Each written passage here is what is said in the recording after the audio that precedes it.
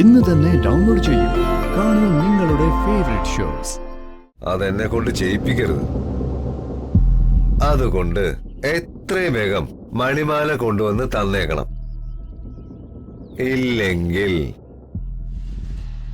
അതൊരു ചോദ്യചിഹ്നമായിട്ട് നിൽക്കട്ടെ. എന്താ മിണ്ടാതിരിക്കുന്നത്? എന്തെങ്കിലുമൊക്കെ മണ്ടത്തരം പറ, ഞാനത് കേട്ടൊന്ന് ആസ്വദിക്കട്ടെ. എന്താ ഒന്നും സ്റ്റോക്കില്ലേ? താൻ എന്താ ഇടയ്ക്കിടയ്ക്ക് ഇങ്ങനെ ടെൻഷനാവുന്നേ? അന്ന് ആദ്യം കാറി കയറിയ നേരം മുതല് താൻ ദേ ഇപ്പൊ വരെ ഒരേ മുഖം, ടെൻഷൻ നിറഞ്ഞ മുഖം. എന്തൊക്കെയോ ദുരൂഹതകൾ നിറഞ്ഞ ജീവിതമാണല്ലേ? അതിന് മാത്രം എന്താ പ്രശ്നം? താൻ എന്റെ വായി നോക്കിയിരിക്കാതെ നേരെ നോക്കി വണ്ടി ഓടിക്കാവോ? ഇപ്പൊ ശരി. അല്ലെങ്കിൽ ടെൻഷന്റെ കാര്യം എന്താണെന്നറിയാതെ ഞാൻ ടെൻഷനായേനെ. 1,66,370 ടെൻഷനുണ്ട് എനിക്ക്. താൻ അത് മാറ്റി തരുവോ? ഇല്ലല്ലോ. അപ്പോ മര്യാദയ്ക്ക് വണ്ടി ഓടിക്കേ.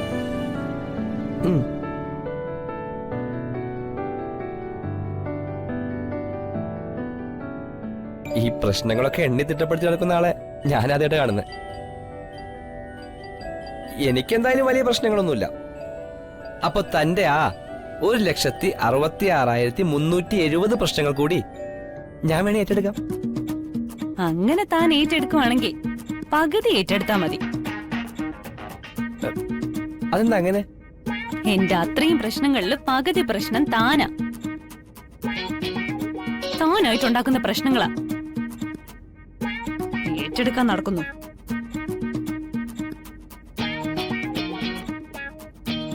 അല്ല, ദാസേനായിട്ട് എന്തോ മാലയുടെ കാര്യമൊക്കെ പറയുന്ന കേട്ടല്ലോ.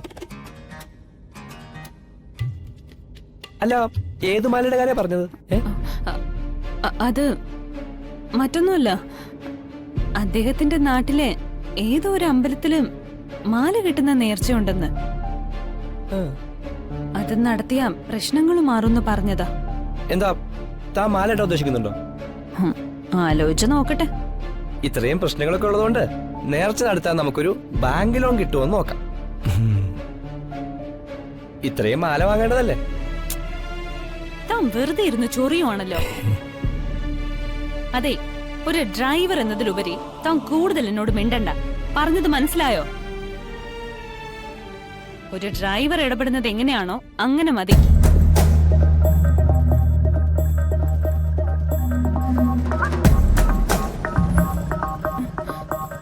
അങ്ങനെയാണെങ്കിൽ അങ്ങനെ താൻ വണ്ടി നിറങ്ങ.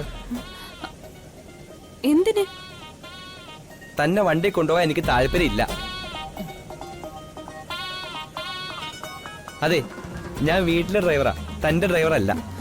താൻ അങ്ങനെ പറഞ്ഞ എങ്ങനെയാ? ഇവിടെ ഇറങ്ങി ഞാൻ എങ്ങോട്ട് പോവും? എങ്ങോട്ടെങ്കിലും പോവും. ഇപ്പൊ ഇവിടെ ഇറങ്ങ. അത് ഞാൻ വെറുതെ പറഞ്ഞാടോ. ആണോ? എങ്കിലും ഇറങ്ങ. എന്താ പറഞ്ഞത് കേട്ടില്ലേ? എടോ, താൻ എന്നെ ചതിക്കരുത്. എന്റെ ഓട്ട് പിടിച്ചു വരാനുള്ള പൈസ പോലും ഇല്ല. നടന്നു വന്നാ മതി.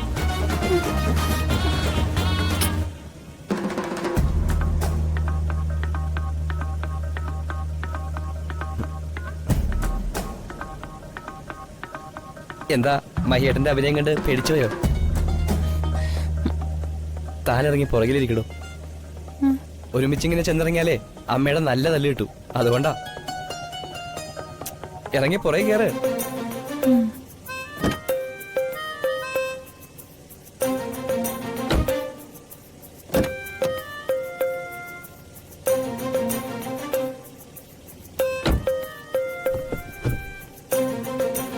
എന്നാ പോവാം.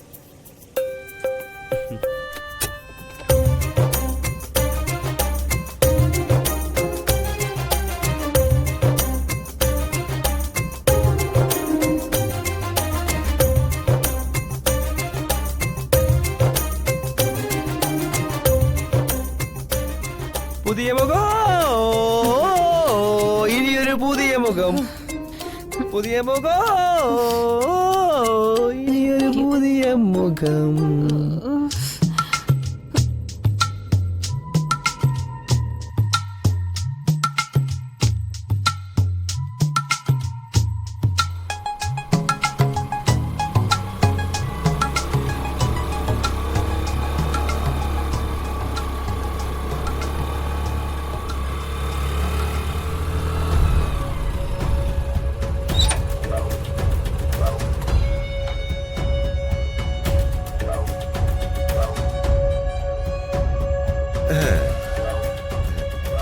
രമാനിലയത്തിലെ മരുമകൾ എത്തിയല്ലോ.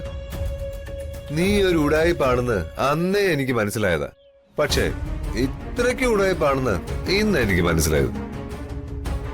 നരേന്ദ്രേട്ടൻ എന്തിനാ എന്നെ കാണണോന്ന് പറഞ്ഞത്? അത് പറഞ്ഞില്ലല്ലോ. എന്തിനായിരിക്കും നിന്നെ ഞാൻ കാണേണ്ടത്? എനിക്ക് പറയാനുള്ളതൊക്കെ നിനക്കറിയാമല്ലോ. അപ്പോ നീ തന്നെ അതിന് ഉത്തരം പറയണം. മണിമാലയുടെ കാര്യമാണെങ്കിൽ ഉടനെ ഞാനത് വാങ്ങിച്ചു തരാം. വിവാഹ നിശ്ചയമൊക്കെ മുടങ്ങി, പിന്നെ രജിസ്റ്റർ മാരേജ്, അങ്ങനെയുള്ള പ്രശ്നങ്ങളായി. എന്റെ മൈൻഡ് ഒട്ടും ശരിയല്ലായിരുന്നു. എങ്ങനെയെങ്കിലും അർജുൻ സാറിനൊപ്പം ജീവിക്കണമെന്ന് മാത്രമേ ഉണ്ടായിരുന്നുള്ളൂ. ആ ഓട്ടപ്പാച്ചലിനിടയ്ക്ക് മറ്റൊന്നിനും സമയം കിട്ടിയില്ല എന്നതാ സത്യം. ഞാൻ ഉടനെ എങ്ങനെയെങ്കിലും മണിമാല സംഘടിപ്പിക്കുന്നുണ്ട്. ചേട്ടനും മണിമാലയും തന്നിട്ട് അർജുൻ സാറിനെയും കൊണ്ട് വേറെ ഏതെങ്കിലും രാജ്യത്ത് പോയി സെറ്റിൽഡ് ആവണമെന്നാ എന്റെ തീരുമാനം. എനിക്കും അർജുൻ സാറിനും മാത്രമായിട്ട് ഒരു ജീവിതം വേണം. അതാ എന്റെ ആഗ്രഹവും. തേങ്ങാ കൊല. നീ കൂടുതൽ കിടന്ന് മെഴുകല്ലേ. അവളുടെ ഒരു പ്രേമവും ജീവിതവും ആഗ്രഹവും. നീ പണം കണ്ട അവനോടൊപ്പം കൂടിയെന്ന് മനസ്സിലാക്കാൻ അധികം ചിന്തിക്കേണ്ട കാര്യമൊന്നുമില്ല. പ്രത്യേകിച്ച് എനിക്ക്. ഈ ലോകത്തെ ഫ്രോഡുകളില് 1ാം സ്ഥാനത്തിന് വേണ്ടി മത്സരിക്കുന്നവനാടാ അവളുടെ ഒരു കണ്ണീര് കഥ. ഒരേ ഒരു കാര്യം, മണിമാലയുടെ കാര്യം. അതെനിക്ക് ഉടനെ കിട്ടിയില്ലെങ്കിൽ നീ പോകാൻ പോകുന്നത് വിദേശത്തേക്കല്ല, സ്വദേശത്തെ ചുടലപ്പറമ്പിലേക്കാ. നീ ആരാണെന്നും എന്താണെന്നും ആരുടെ മോളാണെന്നും രമചേച്ചി അറിയാൻ ദേ ഈ ഫോൺ എടുത്ത് 4-5 ഞെക്കിയാ മതി. നിന്റെ ചാവടി രമചേച്ചി നടത്തിക്കോളും. അതെന്നെ കൊണ്ട് ചെയ്യിപ്പിക്കരുത്.